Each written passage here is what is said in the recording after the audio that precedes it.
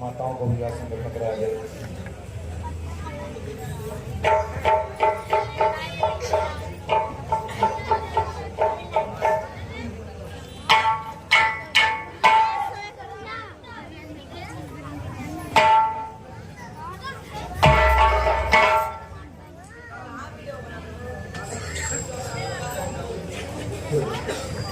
एक कुर्सी दे।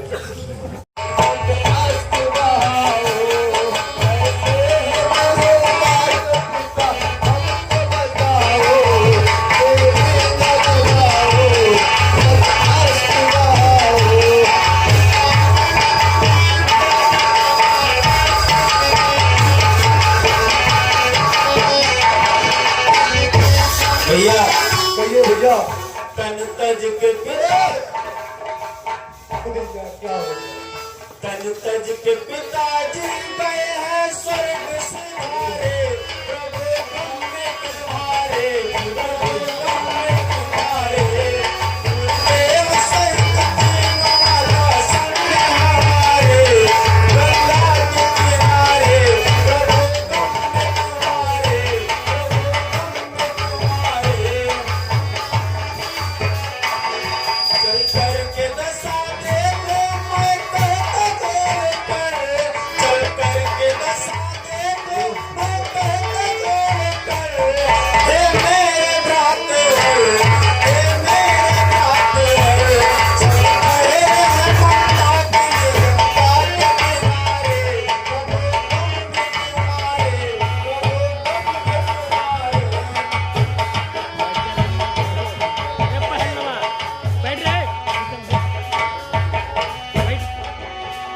मालूम अगर ये होता कि होता तुम्हारे हर दिन नया कदम उनका जगत में बाकी मेरी बात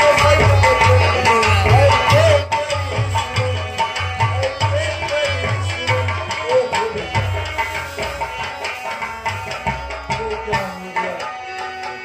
विधि का विधान है भैया, इसको कौन बदल सकता है।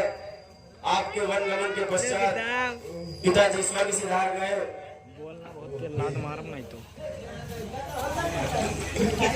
भैया भैया अब आप अयोध्या लौट चलिए। 14 वर्षों के लिए आपने 14 दिन वन में व्यतीत कर लिया, वो 14 वर्ष के बराबर ही है। अब आप अयोध्या लौट चलिए। राज सिंहासन सोना पड़ा हुआ है, उस पर कौन राजा बन के बैठे। नहीं नहीं भैया कर मानू भरत जी तुम्हारा कहा तो पिताजी का होता है जुबान, इसलिए लौट कर न जाऊं अयोध्यापुरी वर्ष 14 बरस अब तो होगा।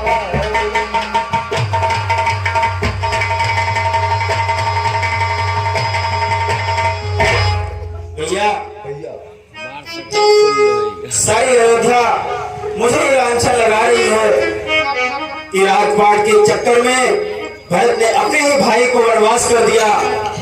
भैया आप चिंता ना करें, साथ लाया तिलक का सामान सिया सहित प्रभु अवध के भवन में रहे। शत्रुघ्न साथ 14 वर्षों के लिए आपके बदले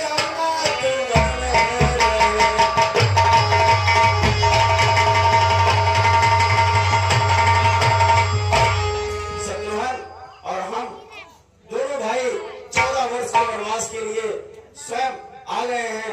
अब आप दोनों भाई अयोध्या जाकर के वहां का राज सिंहासन संभालें। नहीं नहीं भैया, अब ये करा भी नहीं हो सकता है। अब तो पिताजी भी नहीं रहे, इसलिए हम उनके वचन का खंडन नहीं कर सकते हैं। अब हम 14 वर्षी पूर्ण करके तभी लौट कर आएंगे अयोध्या के लिए। लेकिन भैया बोलिए भैया, अयोध्या जो हम पर लांछन लगा रही है उसका क्या होगा।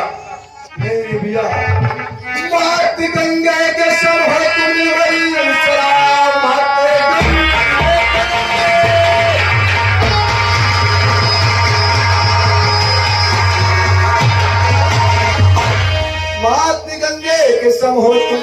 दूसरा कौन कहता है विभाग कर्मकाश प्रियंगा अवधि कर दिए सेवा करो आपकी आपकी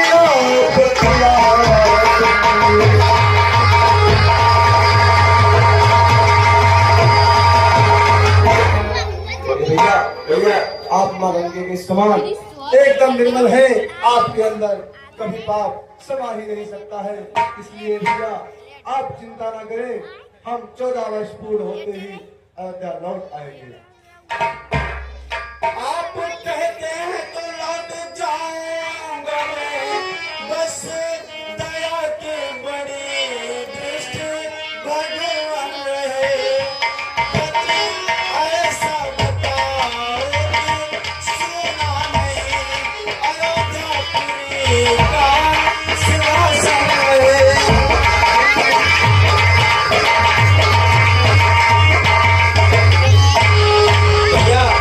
भैया आप तो मुझे लौट जाने की बार बार सलाह दे रहे हैं, लेकिन मैं सिंहासन पे बैठूंगा नहीं। उसका कोई उपाय बताइए ताकि मैं अयोध्या में जाकर मैं भी वहां की प्रजा को बता सकूं कि हाँ मैंने भी 14 वर्ष राज का भोग नहीं किया है। भैया ये चरण पादुका लो मेरी सिंहासन पर रख देना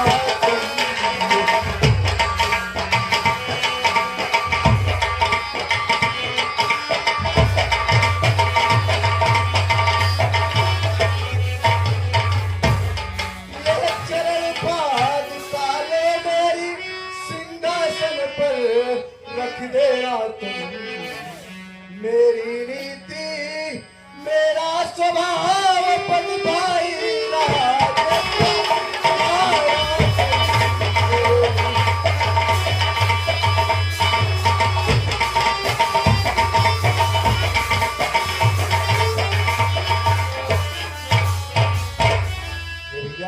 भैया चरणपाद का सिंहासन पे रख देना और मेरी नीति और मेरे के स्वभाव के अनुसार ही राज्य का संचालन करना, जिससे कि प्रजा में कोई दुख ना आए, कोई संकट ना आए।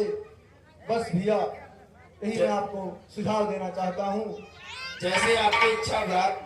आप कहते हैं तो मैं करूंगा वही, पादुका को सिंहासन पे पधराऊंगा। बीते 14 वर्ष के पहले दिवस आप आ जाना, वरना मैं मर जाऊंगा।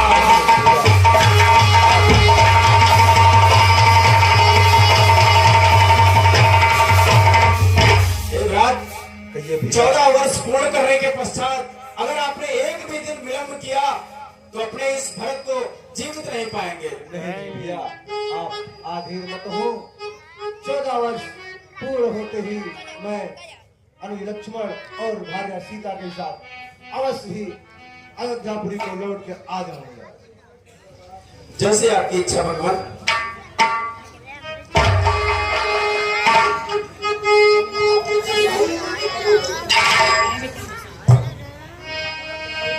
प्रेमी भाई बहनों, धन्य है संसार में भरत जैसा भाई। आप भगवान की आनंदमयी लीला देख रहे हैं, इसको जीवन में अपनाने की जरूरत है